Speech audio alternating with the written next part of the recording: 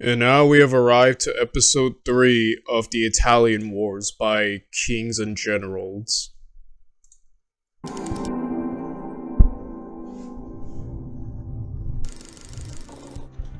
Louis XII's army had been defeated at Garigliano in his attempt to reconquer the Kingdom of Naples, but even after this loss, the Kingdom of France was still seen as the strongest power in Italy.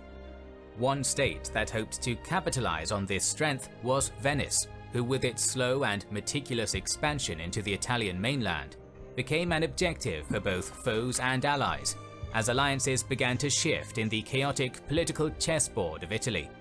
Welcome to our video on the first stage of the War of the League of Cambrai and the battles of Agnadello and Ravenna. France, Spain. As the armies of France and Spain confronted each other on the river Garigliano, another battle for the control of the Holy See was destabilizing the Eternal City. Alexander VI had died in August 1503 and was succeeded by Pius III, a choice that was meant as a compromise between the rival factions in Rome. After less than a month, the sick and old Pius died, and a new pope was elected, the powerful Giuliano della Rovere, who took the name Julius II. Pope Alexander's death meant that his son Cesare Borgia suddenly lost his protector. He would be arrested by Pope Julius and sent to Spain. That sucks. Here I was talking about he's gonna be a big player. No, he's not. Cesare was actually like incredibly wild last video. In fact, even the French were like, "You need to calm down."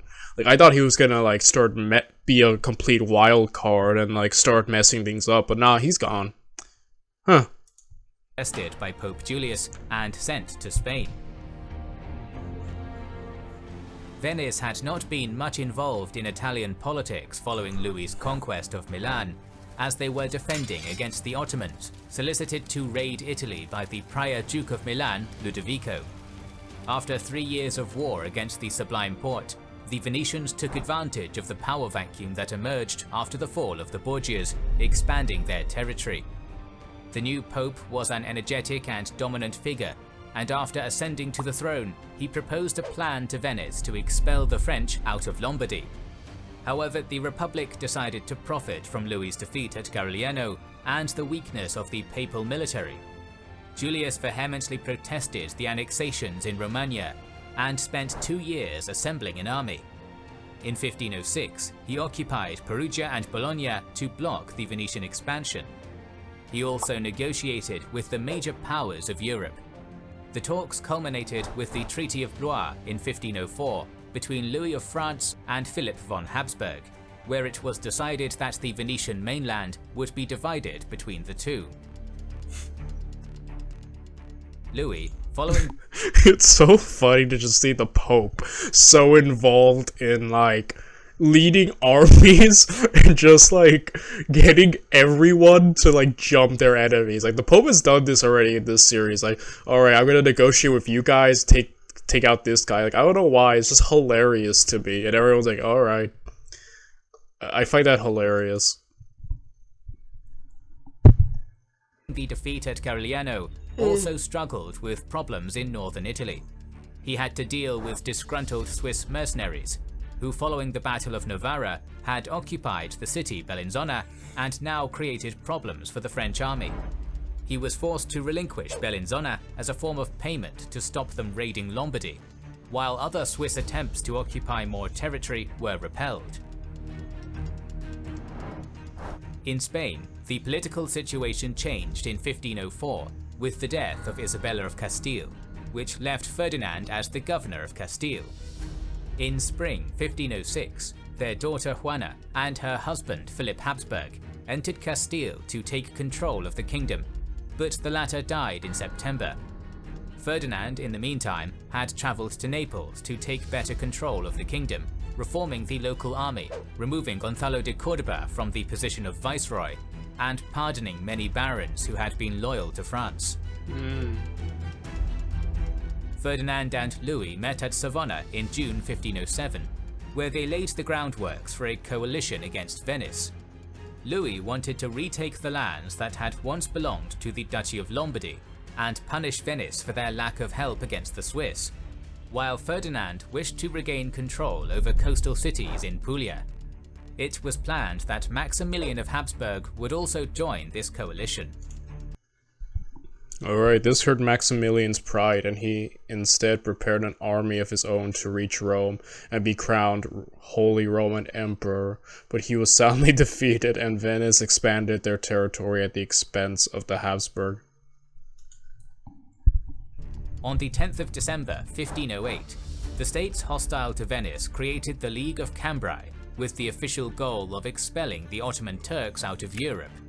But to reach this goal, the League claimed, the greedy state of Venice had to be destroyed for sowing division in the Christian world. The members of the League were England, Hungary, France, Spain, the Emperor, Ferrara, Mantua, and Florence, while the Pope was initially not present. Venice, surrounded on all sides, made attempts to dissuade the Papal State from joining by offering some cities in Romagna, but was instead met by an excommunication. After considering an alliance with the Ottomans, Venice decided to adopt a strategy of attrition, characteristic of the Italian school of thought, expecting that the many conflicting interests in the League would make it implode, and engaging one enemy at a time. The hostilities between Venice and the League started in April 1509. The French vanguard, commanded by the governor of Milan, Charles d'Amboise, occupied Treviglio on the 15th, defeating a small force there, but retreated a few days later. Louis entered Milan on the 1st of May at the head of an army of around 40,000 men, while the Venetian army of around 30,000 was commanded by Niccolò Orsini and Bartolomeo d'Alviano, the first following the agreed strategy of attrition, with the latter appealing for more aggressive conduct of the war. On the 9th of May, Louis traversed the River Adda with his army and occupied Cassano and Rivolta right in front of the Venetian army, but they did not attack each other. On the morning of the 14th of May, the French army headed towards Crema. Orsini decided to move his camp to the castle of Pandino, where the supplies from Crema and Cremona converged, and after reaching it, he waited there for the rearguard. Hey, sorry for interrupting. Isn't that annoying?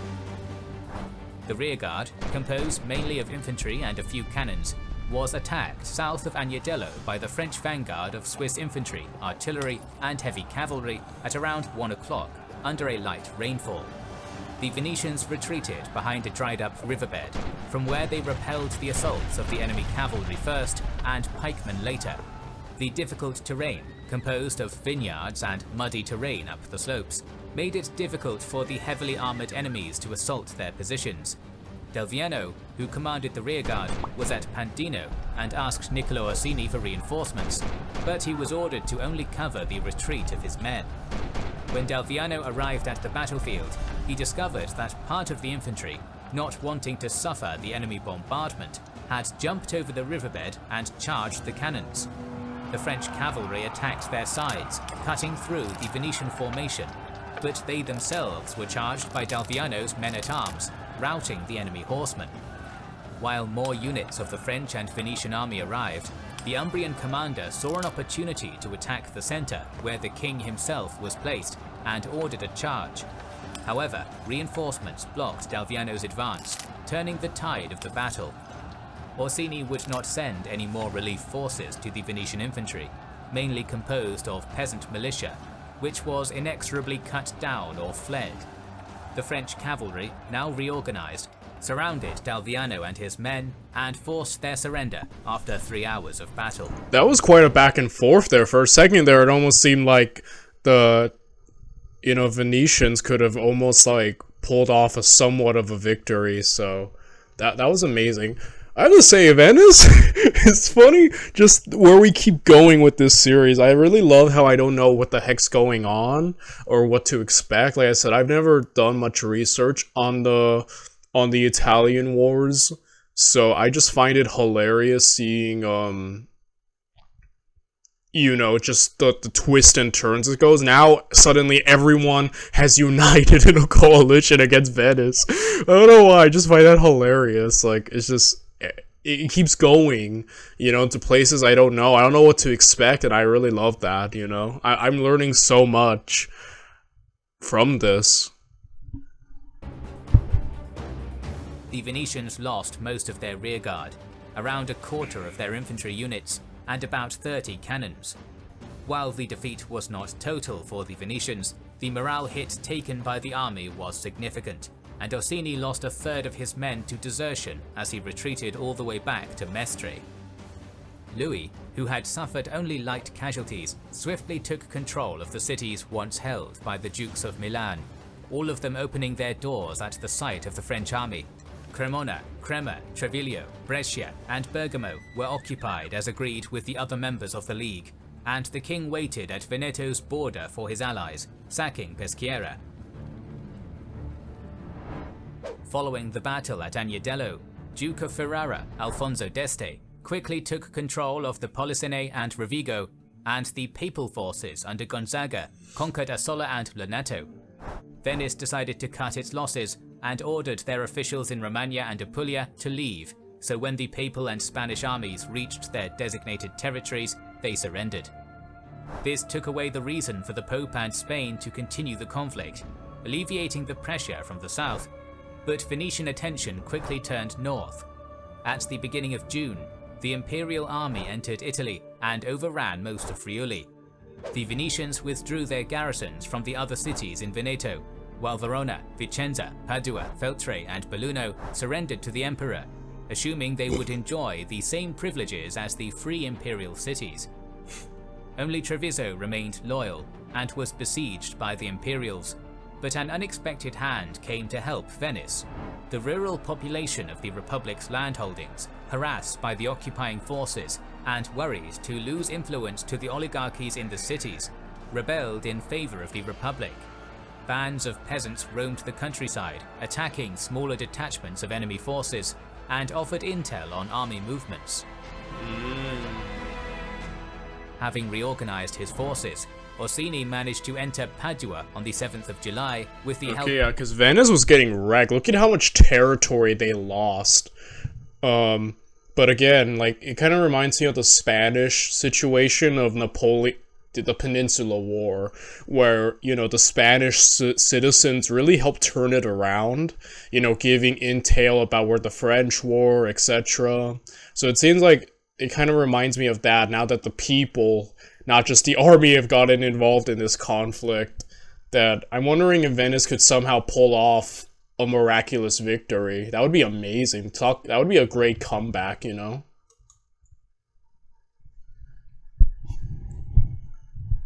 of citizens and captured the German garrison.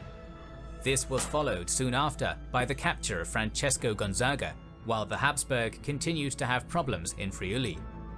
The city of Padua was reinforced by the patricians of the Laguna, and their men bolstered the defenders to a total of 20,000 men, as Maximilian himself came to Padua with his army of 24,000 men, reinforced by French cavalry, and started the siege on the 10th of August. The artillery was effective at creating breaches, but each assault was repelled by the defenders during all of September. By the last days of the month, Maximilian lifted the siege with most of his army, as the lack of funds, trust, and coordination with the French contingent made it impossible to continue.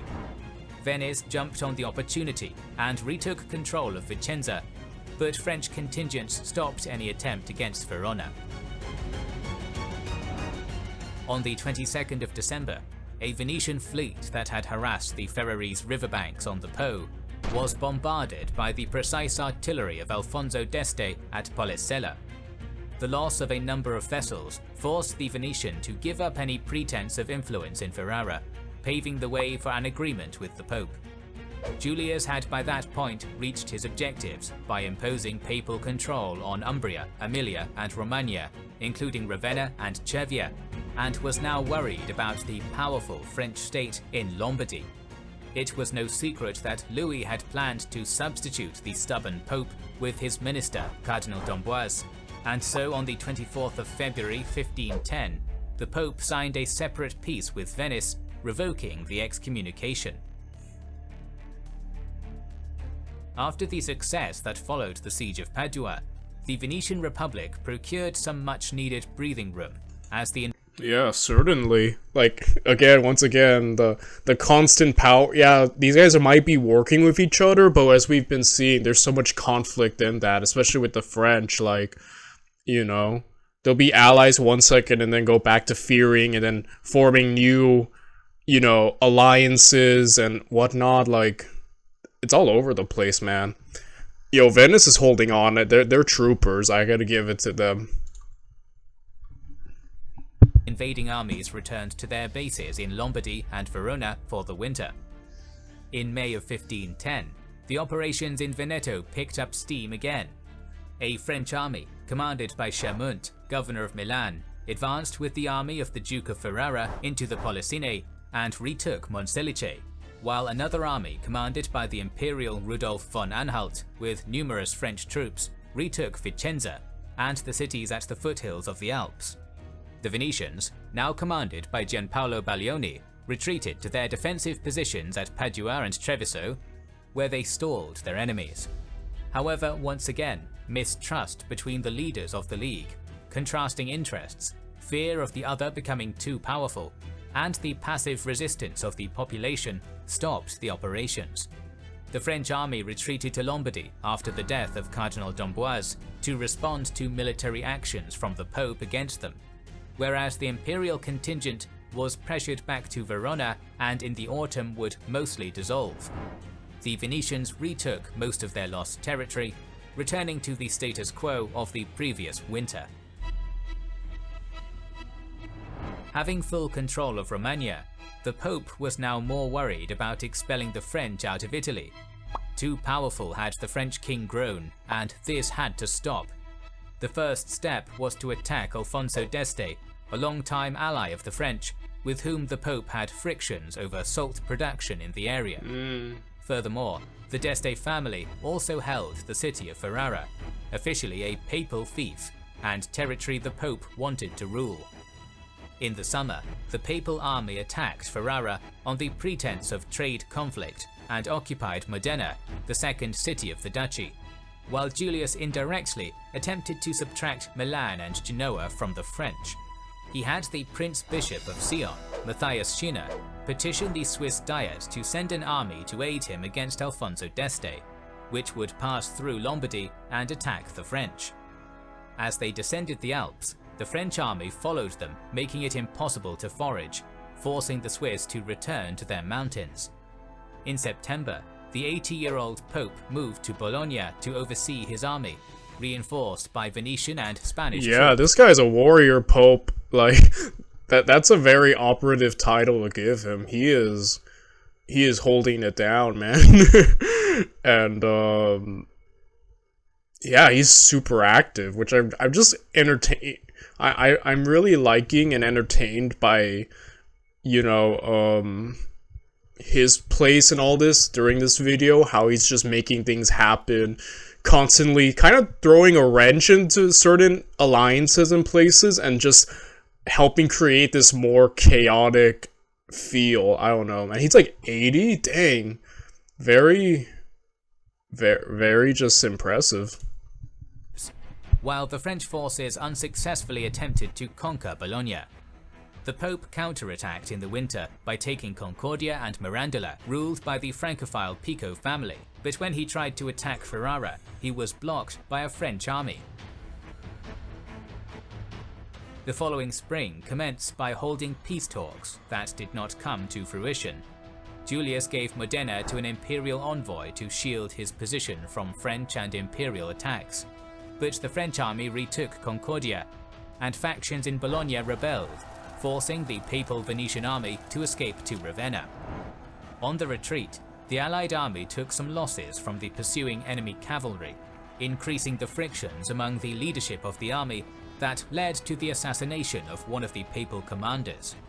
The pro-French Bentivoglio family was reinstated in Bologna, and the French returned to Milan.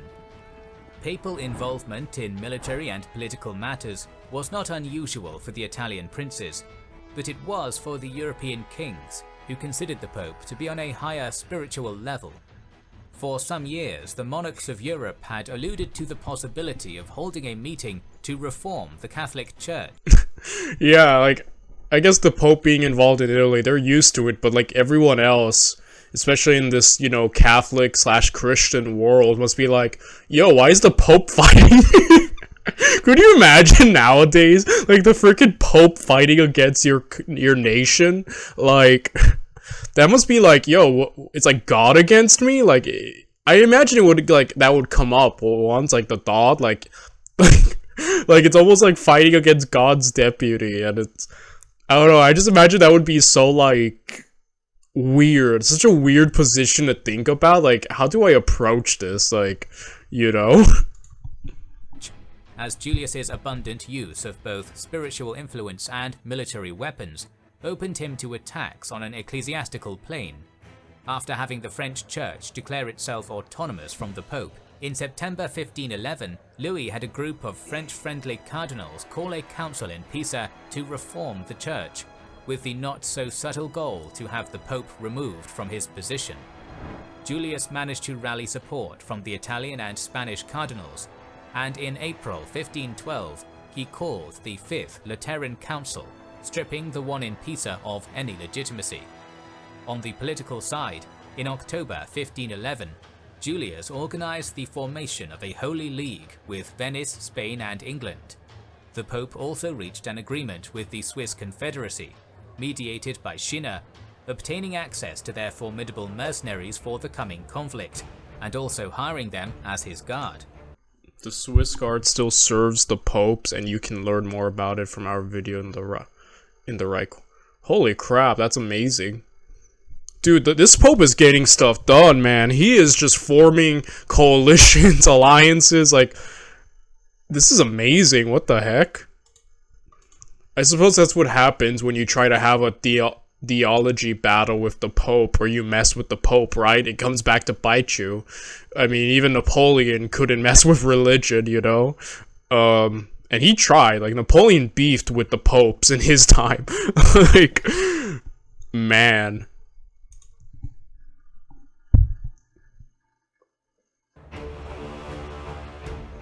The Swiss army advanced to Milan in December, where they expected the city would revolt. But once there, their ranks broke during negotiations and they returned home. The newly appointed governor of Milan was the young Gaston de Foix, Duke of Nemours and nephew of King Louis. He had brought with him a great number of reinforcements from France, and had confronted the Swiss incursion by staying close to them and hindering the gathering of supplies, like his predecessor Charmont had the previous year. Meanwhile, the papal army was joined by the Spanish one, under Viceroy Ramon de Cardona, coming from Naples, but it took them a month before they started any military action and laid siege to Bologna. De Foix took advantage of the slow Spanish actions, and quickly moved back to Emilia with his army and reinforced the defenders, forcing Spanish retreat. He then rushed to eastern Lombardy, where a Venetian army had taken over Brescia and Bergamo, sparking rebellions in the region. Gaston, with a lightning march, defeated the Venetians at Valeggio. Holy crap, chill out, Gaston. Dude's just blitzing everywhere. Like, Gaston is moving. Dang, man. Reached the city. With a night attack, he surprised the defenders and started one of the gravest sacks of the Italian war. Many soldiers became so rich that they decided to return home, and the cities that rebelled were fined. The Duke returned to Emilia to pursue the Spanish army. Cardona had been ordered to bide his time for combined attacks on multiple fronts, so he retreated deeper into Romagna. But when the French made an unsuccessful assault on Ravenna on the 9th of April, he was compelled to defend the Romagnolan stronghold. The French army was composed of around 13,000 cavalrymen, of which 3,000 were light cavalry or mounted archers, 18,000 infantry from Picardy, Gascony, Germany and Italy, alongside 50 cannons. The army was reinforced by the Duke of Ferrara's 300 men and cannons, which composed 2/3 of the French artillery.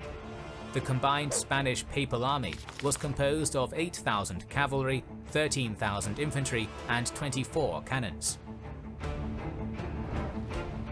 On the morning of Easter Sunday, on the 11th of April, the Duke of Nemours ordered the French army to advance on a bridge built during the night and to head towards the Papal Hispanic camp.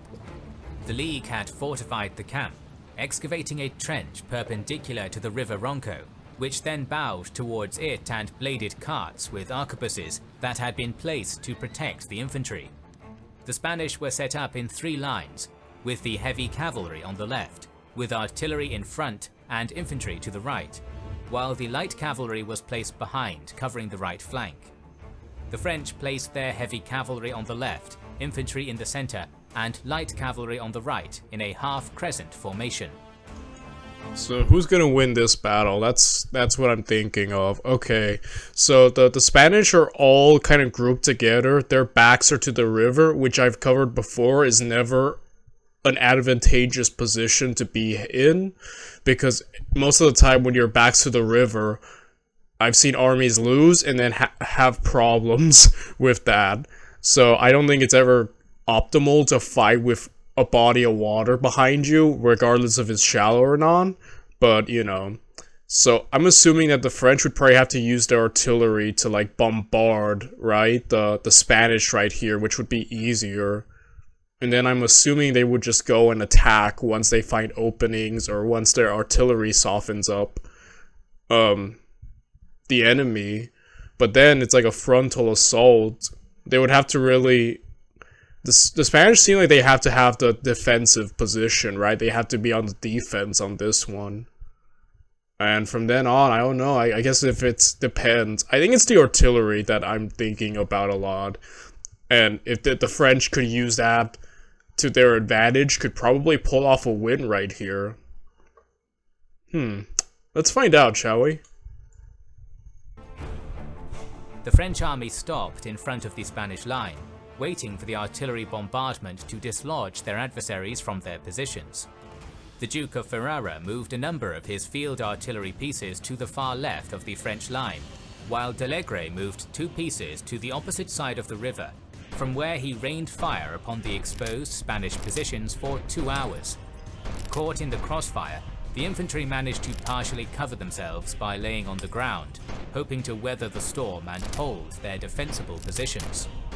But the heavy cavalry was decimated, as they had nowhere to hide.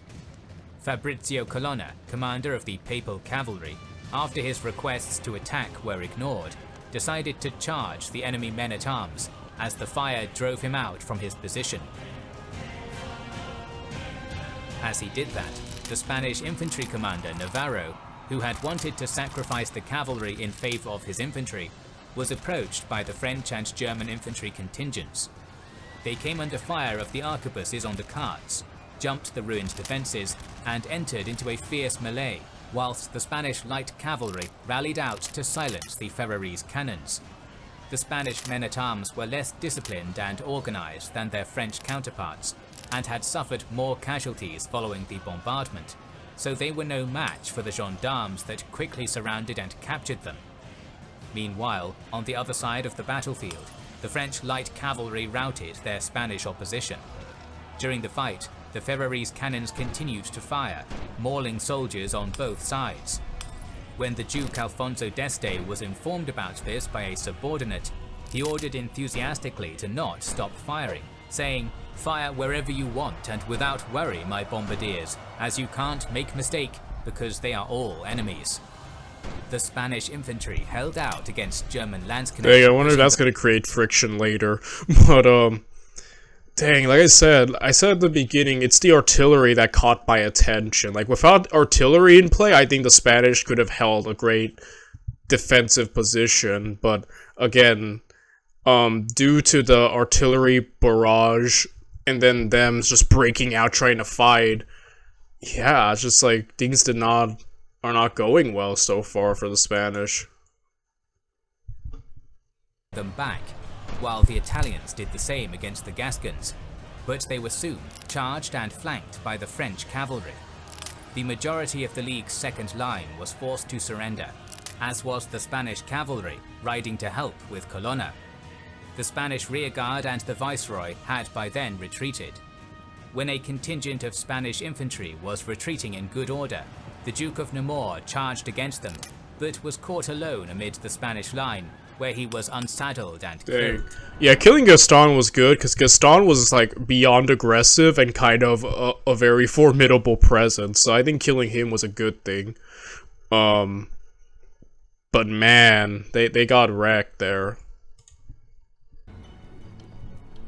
The Spanish papal casualties were upwards of 60% of their forces, and many of their best commanders were captured, including the papal representative Cardinal de' Medici, Prospero Colonna, and the Marquis of Pescara, Fernando d'Avalos, whilst the French lost around 20% of their men, but many of their commanders died, including the Duke of Nemours, Yves d'Allegre, and the infantry commanders. The high casualties have been attributed by historians to the unscrupulous use of cannons by the Duke of Ferrara. After the Battle of Ravenna, the city was sacked by Gascon and German footmen. The majority of the French army, now commanded by Jacques de la Palisse, retreated to Lombardy, awaiting orders, while a smaller contingent remained in Romagna to secure it. With the death of the young and fierce commander, the French army lost its initiative and cohesion, while the League counterattacked under the Pope's call of Fiori I Barbari, barbarians out. A Swiss mercenary army of 24,000 men entered Lombardy nearly unopposed with Venetian reinforcements, while papal soldiers secured Emilia and Romagna. La Palisse moved to Veneto to confront the invading army. Man, that battle, despite it being a kind of a French victory, it did serve to completely destroy the initiative that they had, huh? Like he just mentioned, they just lost the initiative, and due to the Pope's diplomatic gains of, with Venice, the Swiss, and so on, and the Spanish, it seems now like the coalition has turned from Venice, from against Venice to Venice, as the Pope has managed to rally support. Dang. You completely almost forget that, yeah, this started off with everyone wanting to jump Venice, and now it's like, nah, the situation has completely changed, and now everyone's jumping the French. The lack of infantry and funds forced him to retreat to Pavia, where a short siege dislodged him. By the end of August, most of Lombardy and Liguria, save for a few citadels, was freed from French control. We will continue telling the story of the War of the League of Cambrai and the Italian Wars in the next episode, with the battles of Novara and Marignano, so make sure you... Alright, I'll see you guys in episode 4 tomorrow. Bye everyone.